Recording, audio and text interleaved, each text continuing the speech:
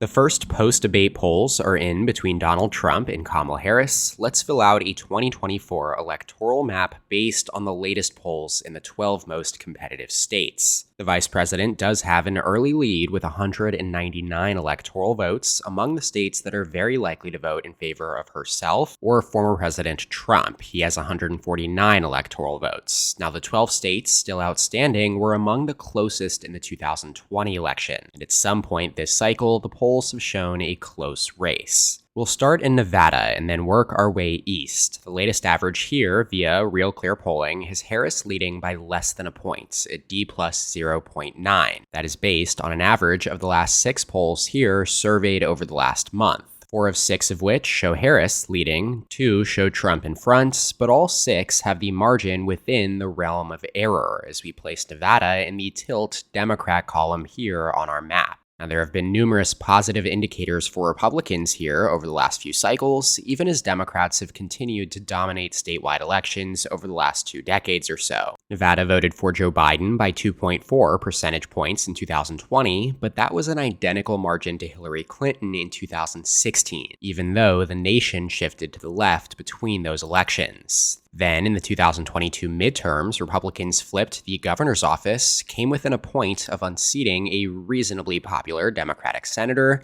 and received more votes across Nevada's 4 U.S. House elections than Democrats for the first time in decades. So Trump does enter this cycle in a better position to flip it than any Republican presidential candidate in recent memory, and he is certainly within striking distance right now.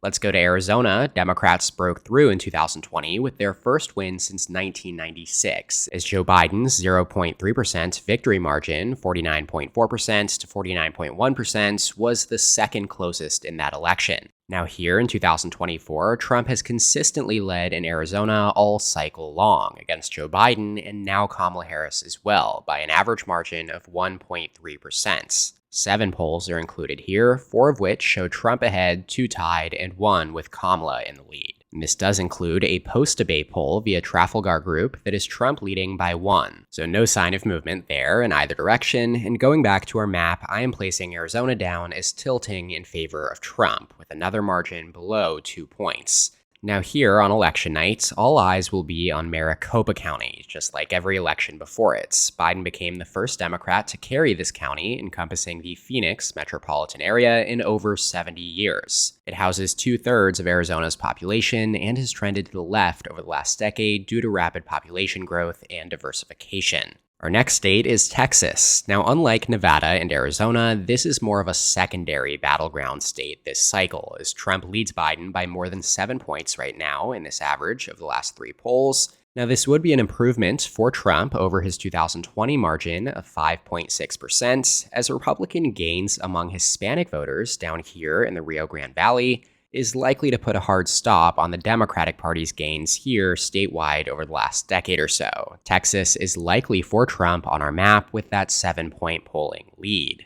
Shifting over to the southeast, here in Georgia, the closest state in 2020, Biden won it by 0.2%, with 49.5% to 49.3%, becoming the first Democrat to carry Georgia since Bill Clinton in 1992, though notably, he failed to win it in his re-election year in 1996. Now, Biden's win can largely be attributed to the fast-growing and diversifying Atlanta metropolitan area. Just like Phoenix and Arizona, its rapid leftward trend has put the state firmly in purple territory. Now here in the latest polling average via Real Clear Polling, Trump maintains a lead, albeit an extremely narrow one of just 0.3%, based on the last 6 polls. Now, this is obviously much, much closer than the polls between Trump and Biden before the incumbent president dropped out of the race. Trump had been making significant gains in the crosstabs among both Black and Hispanic voters, 2 key demographics in Atlanta in particular. And therefore, the hope for Democrats was that Harris would stop some of that bleeding, which she certainly has, and that is reflected in this much closer polling lead for the Republican in the top line. A lead of 0.3% is still effectively nothing, like Harris's 0.9% lead over in Nevada. But in this case, we place Georgia down as a toss-up for now. Now, for clarity on my rating scale, anything less than half a point is a toss-up. 0.5% to 2% is tilt, 2 to 7% lean, 7 to 10% likely, and anything greater than 10 points is safe. Let's move on to Florida now. Like Texas, it's only a secondary battleground at this point, and it also awards a whole bunch of electoral votes here with 30. No surprise, Trump leads in the latest average by exactly 6 points. He has led in each of the last 5 surveys, with his margins ranging from 3 to 10 points. Now, I say no surprise because Florida is one of the fastest right-trending states in the nation. Trump won it by 3.4% in 2020, making it one of only 5 states where he actually improved upon his 2016 performance. And then, in the 2022 midterms, Republican incumbents Governor Ron DeSantis and Senator Marco Rubio were both re-elected by landslide margins of more than 15 percentage points each. And now back on our electoral map, Florida leans towards Trump with a 6-point margin, and that pushes the former president's electoral tally all the way up to 230 electoral votes now, 40 shy of the magic number 270, with Harris trailing behind at 205. Now, before we head down to North Carolina, less than 1 in 4 of my viewers are actually subscribed to my channel. So please take this second to subscribe below. It's completely free and it does help me continue to make content like this. Thanks a lot. Alrighty, North Carolina, Republican candidates have won 8 straight federal elections for president and U.S. Senate, each by less than 6 percentage points. That has defined the state as a purple-ish, yet consistent Republican-leaning states. Most recently, Trump carried North Carolina by just a point in 2020, after carrying it in 2016 by almost 4 points. Now here in 2024, it is a must-win for Trump, as it's the only state on the map that could possibly flip to Harris this November, and thereby the only bit of defending that Trump really needs to do on this map. He'll be on attack everywhere else. The latest polling average has Trump in front by the absolute narrowest of margins, 0.1%, just 0.1% in the lead here based on the last 9 polls over the last month. 48.1% to 48% flat, that is the vote share here, with again every single individual polling margin firmly within the margin of error. And so going back to our map now, I'll place North Carolina in the pure toss-up category. Again, I am urging you not to place too much confidence in polling margins as close as these in either direction. They're all a normal polling error away from flipping. Up in Virginia, 13 electoral votes. It's been a reliably lean blue state over the last decade. Joe Biden won it by 10 points in 2020, after Hillary Clinton carried Virginia by 5% in 2016. Now, the polls this cycle have shown a more competitive race than expected. Trump even led Biden in several surveys here before he dropped out. But now with Harris in the race, she does lead Trump by more than 5 points, 5.3% on average based on 3 polls. 49% to 43.8%, a smaller sample size than in most other states here, and still an underperformance for Harris relative to Biden's 2020 margin in the Commonwealth. But still, Virginia is lean blue on our map, and now just 5 states remain. Let's hit New Hampshire before we head to the upper Rust Belt quartets. Now, like Virginia, New Hampshire is not really in play for Trump now against Harris. It may have been had Biden stayed in the race,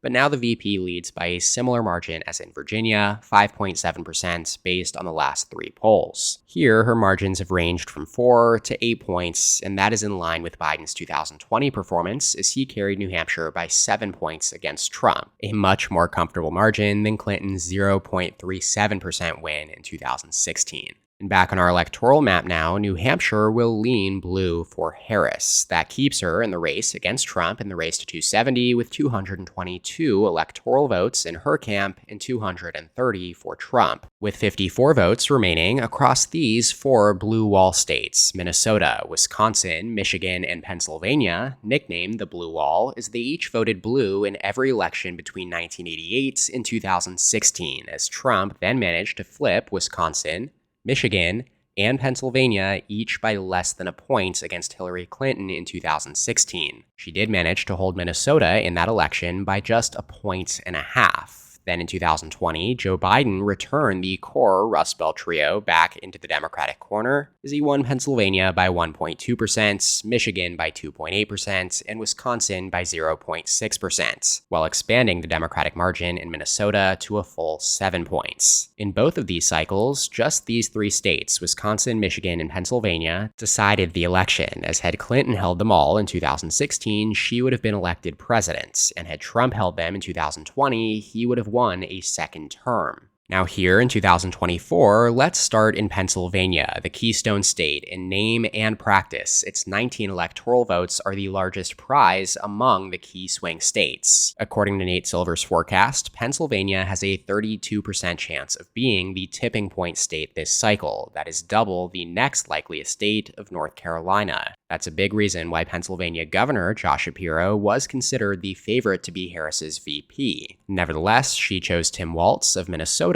and the latest polling average via Real Clear Polling has Harris leading Trump by the narrowest of margins again. Just like North Carolina, it's Harris plus 0.1. And this is based on the last 6 polls, though 3 of the latest 4 have the race tied exactly. You can see here on the timeline graph as well how the lead continues to just flip back and forth between Trump and Harris. And I'd say it's certain to flip again at some point in the next few weeks. With that in mind, Pennsylvania will remain a toss-up on my map. Just like North Carolina and just like Georgia, it would be disingenuous to give either candidate an edge in these states right now. Let's head over to Michigan, though. 15 electoral votes. It is voted to the left of Pennsylvania and Wisconsin over the last few cycles. As while Trump carried it by only 0.2% in 2016, he won Wisconsin and Pennsylvania by roughly 0.7% each. And then when Biden flipped the trio back into the Democratic column in 2020, he won Michigan by almost 3 points, Pennsylvania by 1.2%, and Wisconsin by only 0.6%. Democrats have also notably performed very well here since 2020 in down-ballot statewide contests as well, most notably Governor Gretchen Whitmer's 11-point re-election in Michigan in 2022.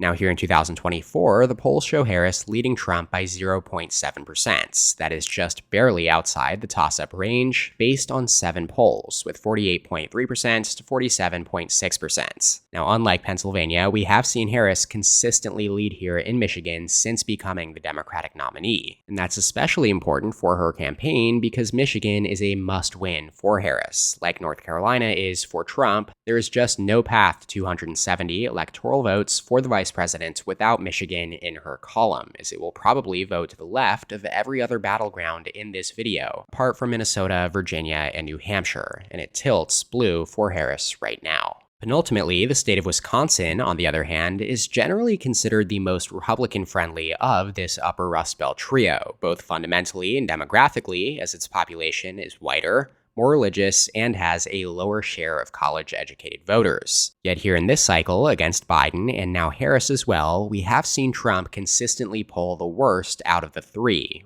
Right now, Harris leads by a little over a point, 1.2%, based on 5 polls, with each of the last 3 showing her in front. Again, like Michigan, Harris has led here since she became the Democratic nominee. Though I always want to make sure to note here that the polls in Wisconsin in both 2016 and in 2020 underestimated Trump by the widest of margins. Hillary Clinton led by almost 6 points going into election night, according to 538, and lost by 0.8%. While in 2020, Biden led by more than 8 points and only held on by 0.6%. Yet as this video is based solely on the margin in the latest average though, we'll place Wisconsin in the tilt blue column for Harris as well, lifting her tally even further ahead of former President Trump now with 247 electoral votes to 230. And now only Minnesota remains, the home state of Harris's running mate, Tim Walz. The state has trended similarly to Virginia and New Hampshire. It was also potentially in play for Trump against Biden, but now Harris leads by more than 5 points here, 5.4% based on the last 3 polls. And that does mean that Minnesota is also leading blue on our map. And with that, the final electoral vote projection based on the latest polling averages is Harris leading with 257 over Trump's 230, though neither candidate hits the necessary 270 electoral votes, with Pennsylvania, North Carolina, and Georgia currently marked down as toss-ups. In this scenario, Trump would need to win all three to hit 270 electoral votes, while Harris could potentially squeak by winning just 2 of the 3. That does it for today's video, though. As always, feel free to let me know your thoughts and reactions to these ratings in the comments below. Shout out to my channel members on screen here. Thank you so much for your support. If you'd like to become a member, go ahead and click the join button below this video to receive exclusive perks. Make sure to subscribe to my channel down below as well, and please leave a like on the video if you enjoyed it. You can check out more content from my channel here, and as always, thank you so much for watching. I'll see you next time. EP out.